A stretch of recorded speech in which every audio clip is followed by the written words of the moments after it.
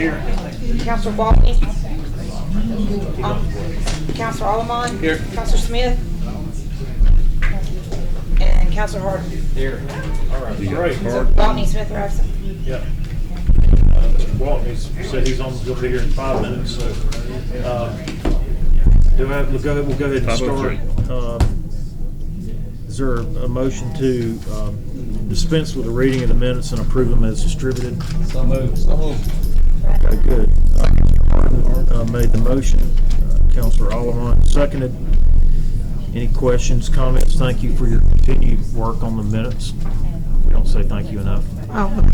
Okay, all in favor, say aye. Aye. All opposed by the same sign. 3-0, that passes. Starting We did that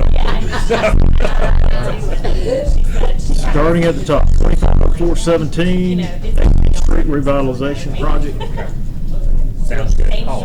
You're welcome. Still ongoing. Parking spaces, curb.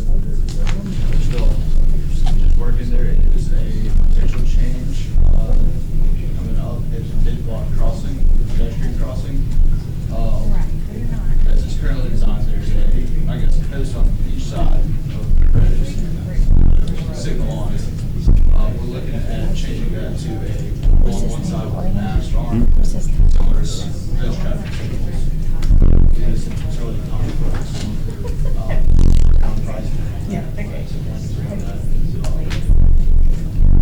We have a picture of what is being proposed right there.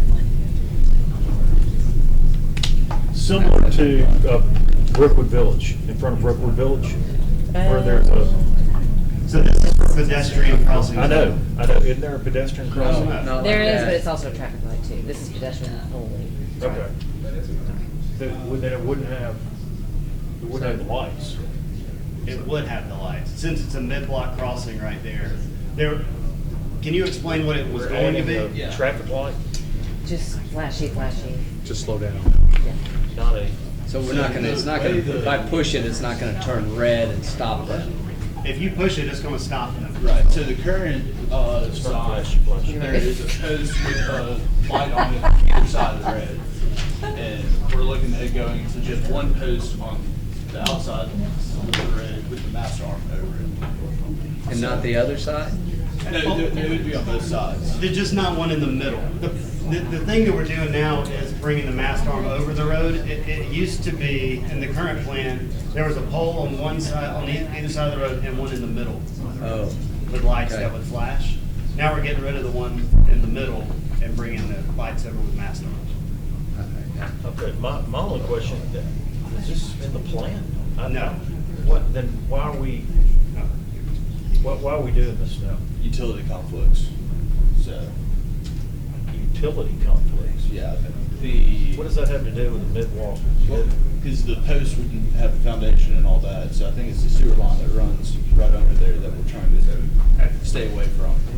Okay, I don't I think there were communicating. lights originally in the plan, correct? Yes.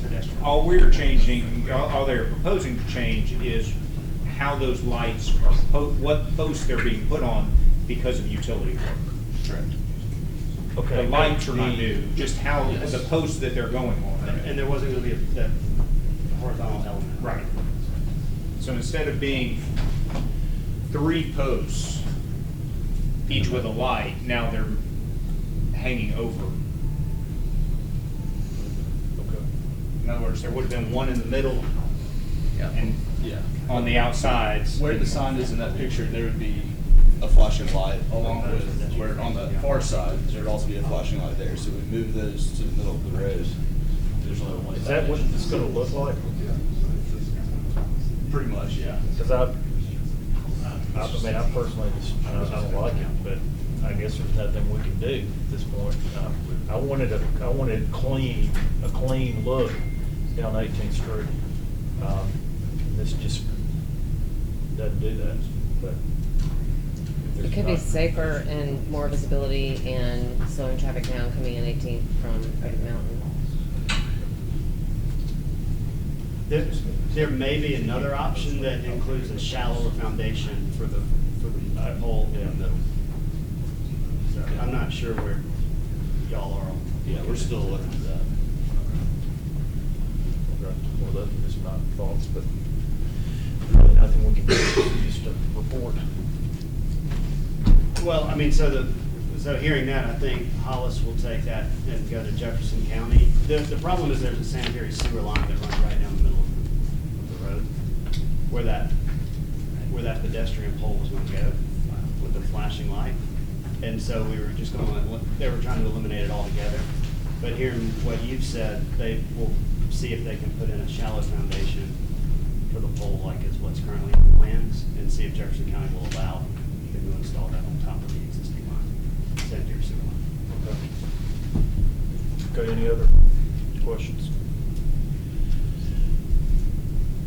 Okay, thank you. All right, we'll carry that over to our next report. 010422, contract with Ms. Sims Garden Foundation.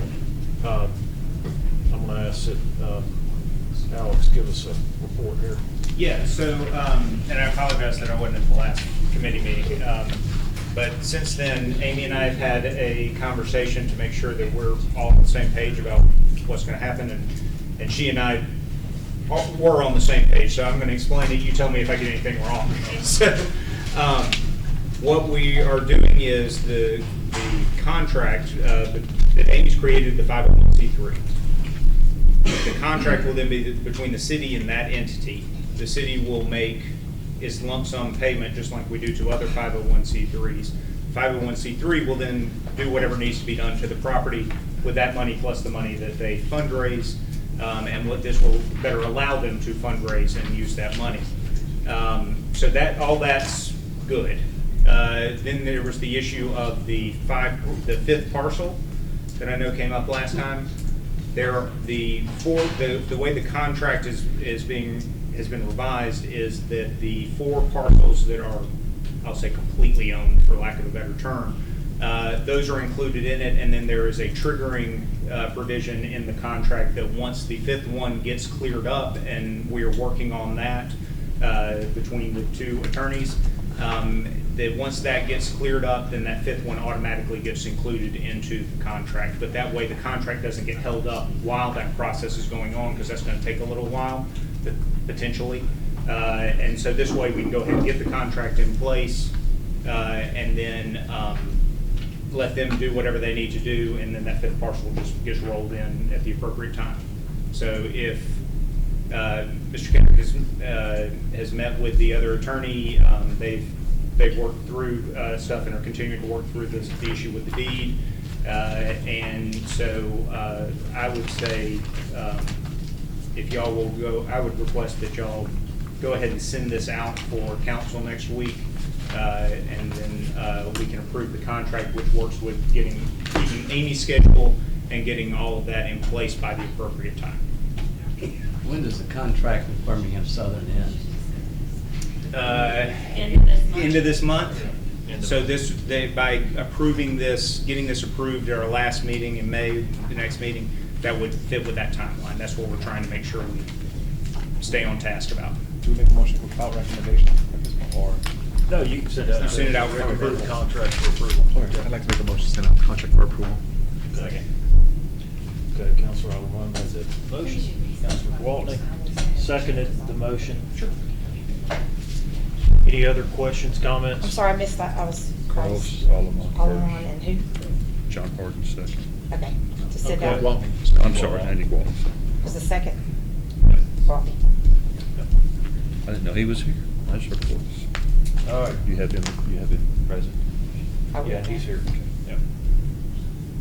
I said you'd be here in 5 minutes, and you were here exactly 5 minutes. Like 7. Okay, so we now have 4. Okay, all in favor, say aye. Aye. All opposed by the same sign, 4-0. That gets approved. Thank you very much. And thank you, very Amy. much. Yes. Only good took- job. Says Alomar. Only took a little extra. Carlos Solomon. Okay, thank you. All right, very good. Now, moving on. 210422, request for presentation for proposed city manager study.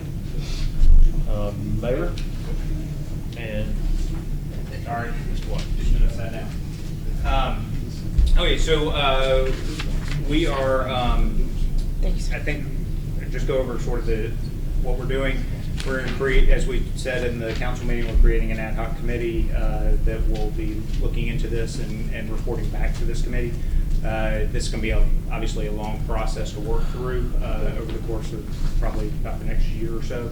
I expect that if you can carry this over one more time, that we will have some information to bring to you at the next committee meeting. Perfect. Okay, that sounds good. So without objection, we'll carry that over, and I'll just also report that I've, at the League of Municipalities meeting, met several city managers as well, talked to them, so I have their cards, and so. Well, and Walter, that's the hope, is that this study and this committee that will be doing the study will reach out to those same people to, get ideas, ask questions, address concerns, things like that. I mean, that's why it's going to take some time. Because Exactly. each city's different. Even if they have the same form of government, they may be doing little things differently. So we need to make sure we're doing the right thing for us. So having those guys come up here and speak to, the committee is the best way to do it. In my mind. Yeah, no, That's how I was able to garner the information that I garnered for the presentation you saw, so. yeah. Well, and don't discount the fact you've done a lot of work up front as well in putting this together. So I appreciate the work you put together. You make it sound like nothing's been done, but No. you're laying the groundwork on, Well, I had a lot on of the help. committee. Luckily, Vestavia did this not too far away, so. Yeah. That helped. Okay, so thank you for that. I'll carry that over without objection. 01-05-22, audit presentation for FY 2021. We need to carry this over. We should have for it our next time, meeting. hopefully. Yeah, so we're not available, so we're going to carry that over without objection. Okay, 15-05-22, request for tax abatements for the property at 740 Shades Creek Parkway. Hello there. Hey, Trey. Hey, good afternoon. I'm Trey Hill, economic development lawyer with Bradley here in town. With me is David Silverstein with the Five Stone Group. We had the good fortune of meeting with Walter and Mike and JJ and Alex a couple weeks ago to talk about this project. And so I thought I'd kick it off to David just to go over the project, and I'll do my best Vanna White impersonation just to give y'all a feel for what we're here to talk to y'all about today. Nice to see you all again. I feel like this is the Every third week, third David. week. It's going every week. It's like We don't need your dad here, we just take you. Well, that's what I said last week. I shared that with him, and Are you, I'm sorry, for the record, are he you Trey laughed, Deal so, and David Silverstein? Yeah. It's that granite building he's building. well, not quite granted, but we're getting very close. The church and the congregation met this past Sunday to formally vote on the ground lease, which they unanimously approved.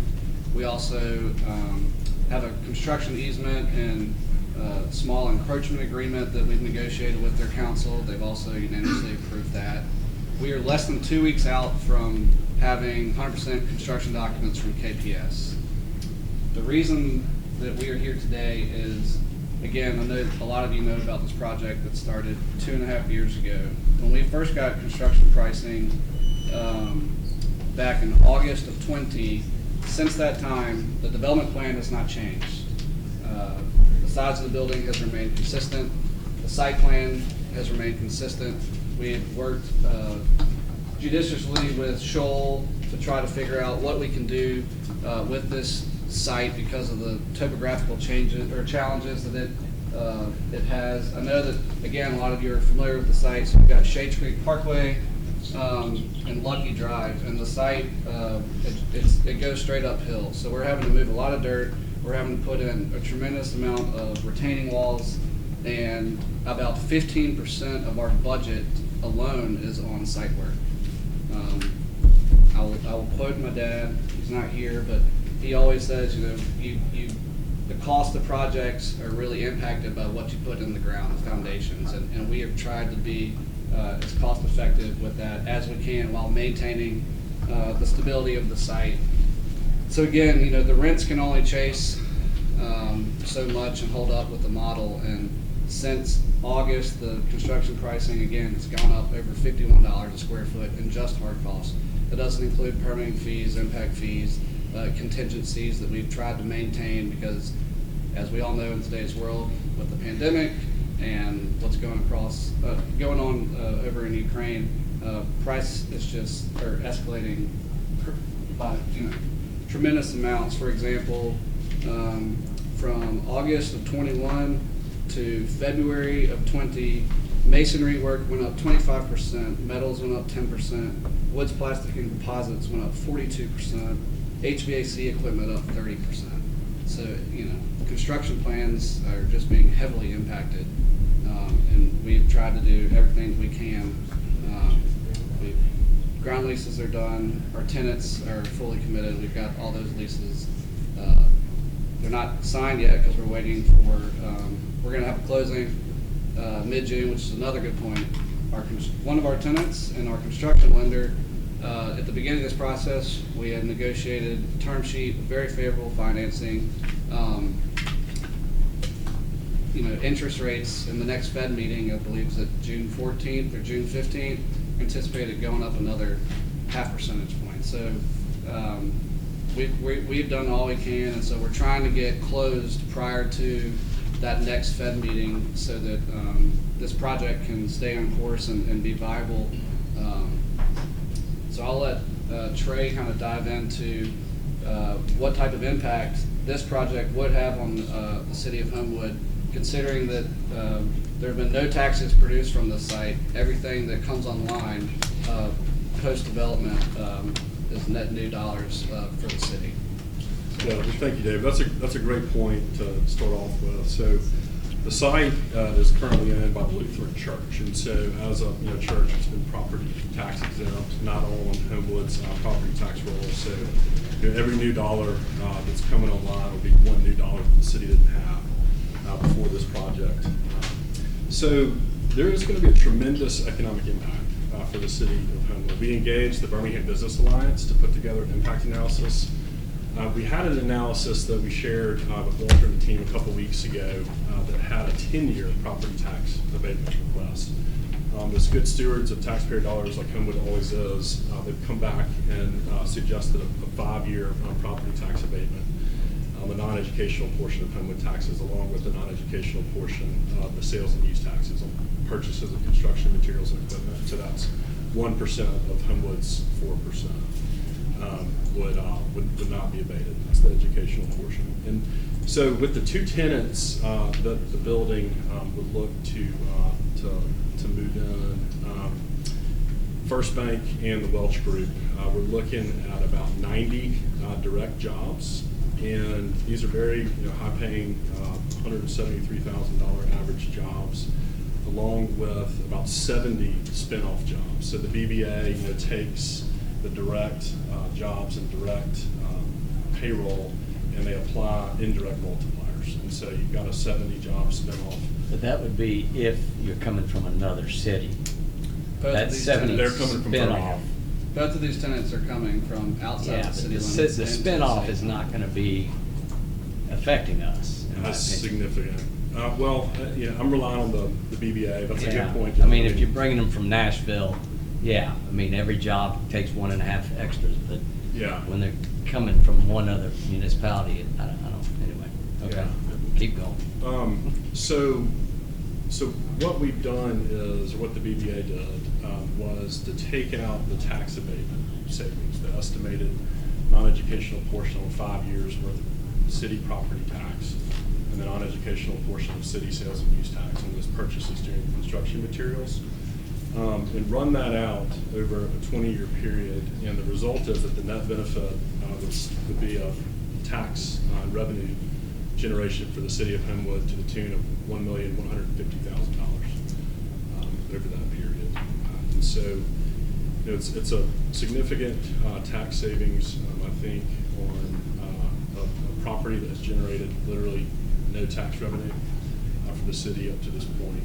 And so we'd like for this committee to consider recommending that the council approve it at the next council meeting next week. And one other thing I'd like to mention too is that the ownership group developer is providing an allowance to each of these tenants. This is going to be a Class A office building, and each of these tenants are going to spend well above the allowance that the development team is getting. So not only do these tax savings help the ownership group and the project move forward, it significantly helps each of the tenants on the sales and use tax. So that at the end of the day, I don't know the exact figures of what their savings would be. That's just another point I wanted to make. So are y'all asking for property tax relief and sales tax on materials? Yes. Yes. That's right. We originally asked for a 10-year property tax abatement. Now we're coming with a 5-year property tax abatement, and then a sales and use tax abatement on construction materials and equipment. Somewhere we've got the spreadsheet that shows all that. And so there's no taxes paid for 5 years, and then your $1,150,000 or whatever that was is the additional 5 years. Is that where the additional?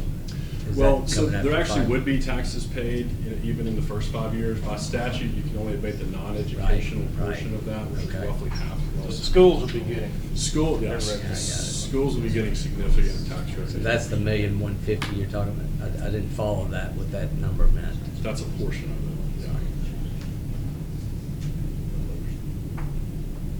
yeah. I hear the number in terms of what we could potentially be earning by doing all this, considering that it was previously church property. But what's the number of taxes we would not be receiving granted this abatement? It's on there. Yeah, so in the analysis, the BBA put that together. That's a great question. The sales and use tax abatement estimate is roughly $108,000. Over 5 years or every year? During the construction period. Over the whole time. Construction. Yeah, construction. And then the property tax abatement to the city would be roughly $276,000 over the 5-year period.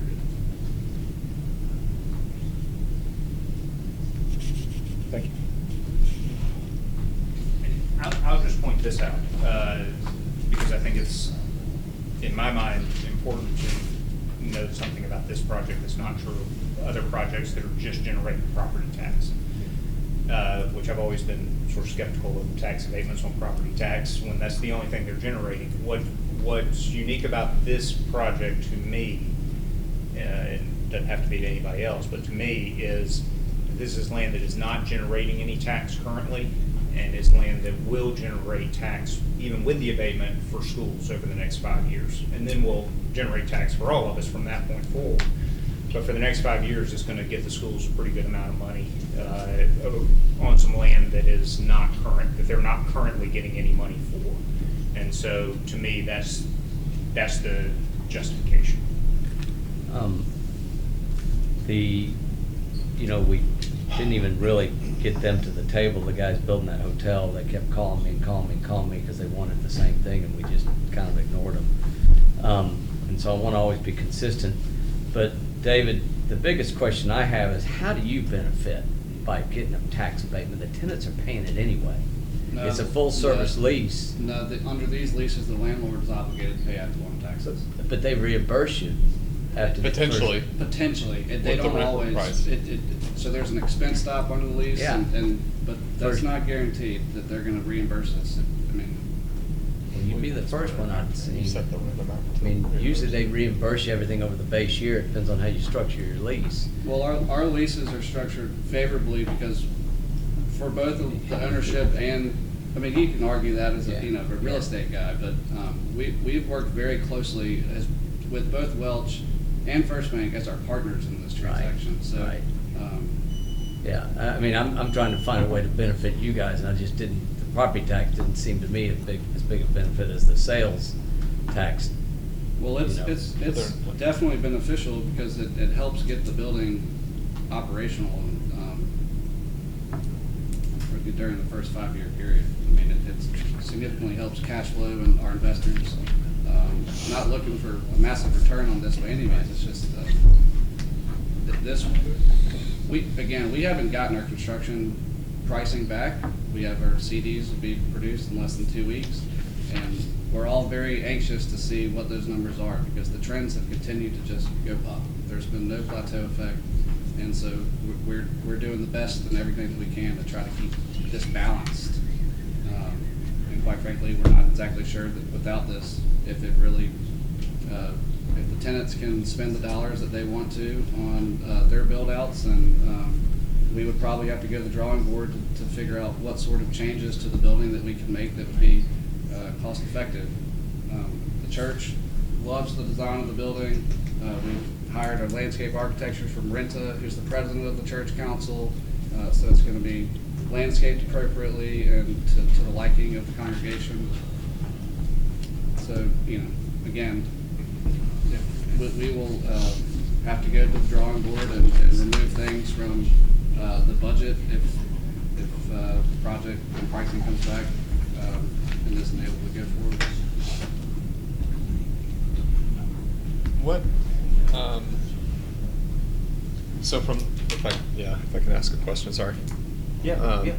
Since I'm not on the committee, but I know you guys came several years ago with the rezone, and I know a lot's happened in the last couple years, but I'm just curious, timeline-wise, what took as much time as it did to get to where we are today? And the main reason I'm asking is because we've got other people around town that are looking at redeveloping other parcels and things, and so yeah, certainly. and they've cited a lot of the same concerns now that you are. Yeah, so. I mean, so what was it, 2 weeks ago we came before special issues on signage. Right. This project was moving full steam ahead, and then COVID hit. Yeah. And as a company, we had to take a pause.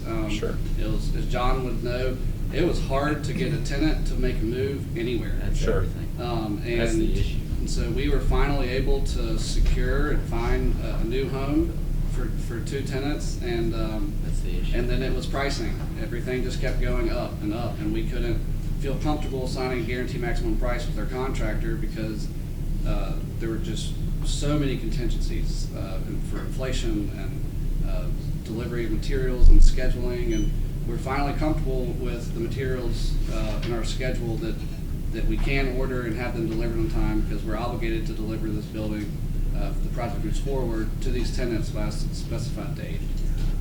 And what is that date, just out of curiosity? September of 23. September, October of 23. Yeah. About Assuming that we 15 start construction July 1. I mean, I think steel's, Gotcha. like, you can't get steel till 23 is what they keep saying. Yeah, so, I mean, obviously the first thing that happens is site work commences. Sure. So our civil package has been produced and Core's taken it to bid this week. So we're anxiously waiting to get those numbers back as well. Gotcha. So you're still saying even if abatements go forward, there's still potential that you're going to have to alter what you have laid out, what you have Potentially, but planned. it just gives you a little bit of breathing room to I mean, we're still holding our contingencies in place with the understanding that when we get numbers back, they're probably going to be higher than what we anticipate in Sure. our construction documents set right now. Well, on the property tax abatement, it doesn't really shelter you from those costs in the years coming, right? It's the construction that's the big one currently in the moment that we're in. Yeah, but the model has to work too for your investors. Sure. And if they're not even seeing progress. I mean, it's it's hard to get people to invest in a project that on paper doesn't work. Sure. Certainly the abatements, from a cash flow perspective, help those returns for your investors and your partners. Thank you. Okay, any other questions? Okay. Hearing none, is there a motion to approve the recommended tax abatements for 74 Shades Creek Parkway at the 5 years and the sales tax for the construction materials? I'll make that motion. Okay. Moved by Mr. Hart. Is there a second? Second. Second, Mr. Walker. Okay.